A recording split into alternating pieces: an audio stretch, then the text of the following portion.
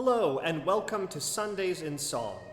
This week we begin our 2019-2020 music series with our annual Evensong for the Feast of Hildegard von Bingen. This week we welcome Whistling Hens, a chamber duo specializing in contemporary music of women composers, for our pre-service recital at 4:30 p.m. Then, at 5 p.m., we feature the music of 2017-2018 composer-in-residence Fei Chow, and the world premiere of 2019-2020 composer-in-residence Natalie Draper's luscious setting of the Preces and Responses. The anthem at the center of the event is Regina Harris Baiocchi's Sometimes I Hear Voices. Being a poet as well as a composer, I felt that Regina's setting of the original text fit extraordinarily well with a celebration of Hildegard, who was a composer, poet, and visionary herself, as well as being a herbalist and an inventor of a mystical language. I was privileged to have the opportunity to speak with Regina recently about her composition. Regina, thank you so much for taking the time to talk with us a little bit about your life and your writing and your music. Thank you for inviting me, Doug. It'll be a pleasure, I'm sure. Absolutely. So as I had mentioned to you previously, with this being an Evensong celebrating Hildegard von Bingen, it seemed apropos to have your music, which is not only composed by you, but with text that's written by you, and that's certainly in the legacy of Hildegard, and specifically this piece, I Hear Voices, because Hildegard often spoke about having these auditory experiences, and so I was curious a little bit about how you just feel as a creative person, your life as a writer and as a composer and musician sort of intersect, and what that experience is like for you. Well, I think intercept is a good word. A lot of times people, are curious as to why I have 3 careers. Why I'm a composer, why I write poetry, why I write fiction and nonfiction. And it's not a question that I can answer with any I don't know. It's like, why do you have a left hand and a right hand? Why do you have a left foot and a right foot? It's just a part of who I am. And I cannot imagine not doing one or the other. And I started not setting other people's poetry when I was working on an opera, and I was dealing with the estate of both of the people who had since passed. And it was more than it was worth. And in the midst of all of the negotiations, a thought occurred to me. You're a poet. Why are you going through this? And so I finally said to them, what if you give me permission to set these poems, but not in the context of the opera? And they said, oh. So that changed things tremendously, because they wanted to do strange things like edit my libretto. Really? I don't think so. Right. You're an attorney. Would you let me edit your brief before you go into court and argue a case? No, and I wouldn't ask you to do that. So it just is a point that brings me to the point that it's just a part of who I am. I've been writing poetry since I was 7 or 8 years old. I've been in music since I was 4 years old. So I cannot see myself not doing any of it. And fiction and nonfiction is just something that if I didn't do it, it would do me. Sure. You know what I mean? So it's something that just comes from that just sort of deep fund of creative activity that just has to be done. Right. So it's one well, and there are words in there. There's music in there. Some of the words come in the form of poetry. Some of the words come in the form of fiction. Some of the words come in the form of nonfiction. And I'm just grateful. I'm grateful to God that I, have that option.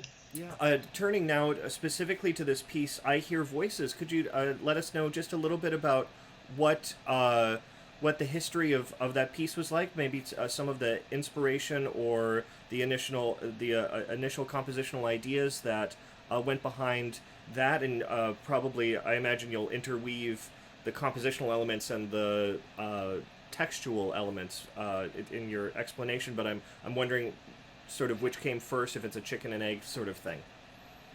I have this horrible habit. It drives my family and other people crazy that sometimes when people are talking to me, they'll say things like, I don't know, just a word, and that word will remind me of a song. And so I don't realize it unless, like, I was talking to my sister on the phone last night, and she was like, "Jen, are you ready to go?"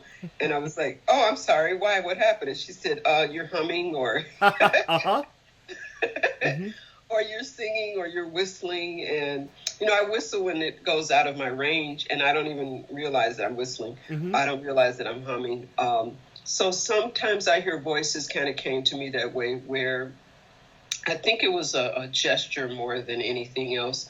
One of my sisters, probably the same one, my oldest sister, because she and I are very close, had mentioned the setting of the Lord's Prayer that she really, really liked. And she said, "You remember that, don't you?" And I was just kicking myself because I didn't remember. She and I and all four of my sisters were in a group called the Girls Choir. Uh-huh.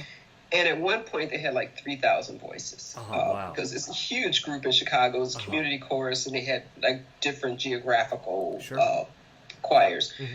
And so we sang a lot of music in that particular girls' choir that still sticks with me today. As a matter of fact, one of the children's choirs that I worked with, I sang a song that I taught them a song that I sang when I was like 7 or 8 years old. Uh-huh.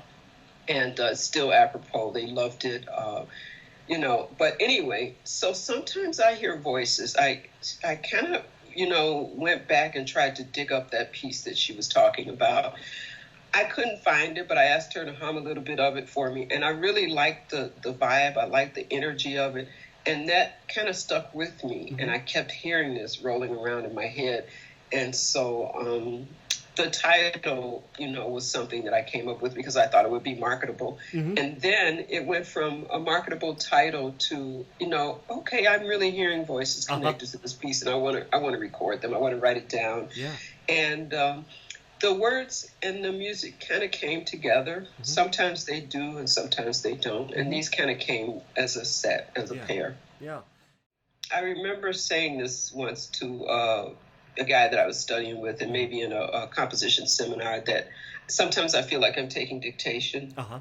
I'm writing that because things come to me. And I think I was talking to a group of people who don't necessarily have a religious background or any religious fervor to speak up. And maybe they thought I was proselytizing, which I was not. I was just describing my process, my compositional process, which they asked about. And they felt that I was probably being disingenuous, and I thought that was a little strange. But anyway, I was teased about it, and I didn't care for it. But I realized that people are not always in the same place at the same time. Mm-hmm. We definitely don't always have the same beliefs, and there are certain things that I probably cannot share with people about my process. I've been working a lot lately really intensely working with my head down, because September is a very busy month for me, and I'm grateful for that, because I know that music is feast or famine, and composition is even leaner. Yeah. And so I, obviously was trying to strike while the iron is hot. But family members don't often understand, friends don't understand that you can't hang out with them, or you can't do this or can't do that. And I said to someone, in October, and she was like, "You know what? You said that in May." I said, I don't remember being busy in May, but that's cool. I know that feeling. And I told her a story about how, when I was in undergrad, I used to hang out at the financial aid office because my dad would not allow me to borrow any money. Thank you, Dad. But anyway, and the director of financial aid said to me, are you sure you want to be a composer? And I said, why? Why would you ask me that? Because he didn't really know me. I was just there begging for money. And he said, I know a composer, and it's a very lonely life. People don't often believe that he's working. They think that he just doesn't want to be bothered with people, or that he's being antisocial. And it seems like a lonely profession to other people, but I enjoy me time. And I feel sorry for people who don't like being alone with themselves. But as you know from, being a composer, sometimes you really have to kind of shut out and shut down in order to receive the music that you're destined to write. Yeah. And that's how I felt about this piece. And that's one of the reasons why I wanted to put that name on it because I wanted people to understand that I do have to be in a receiving mode. And when I think about some of the pieces that I've written, they generally start in the dark, in the sense that sometimes I'll go into a room and turn off all the lights and maybe start with prayer or meditation or doing some yoga. And there's no place in that process for the phone to ring. There's no place in that process for me to play Scrabble or bid whist or any of those things that I love doing. But you just have to, if you're going to be a composer, then you have to give yourself over to it, just like anything else. We hope that you will take the opportunity to enter into this mystical space this coming Sunday, September 15th at 4:30 p.m. here at St. David's in Baltimore.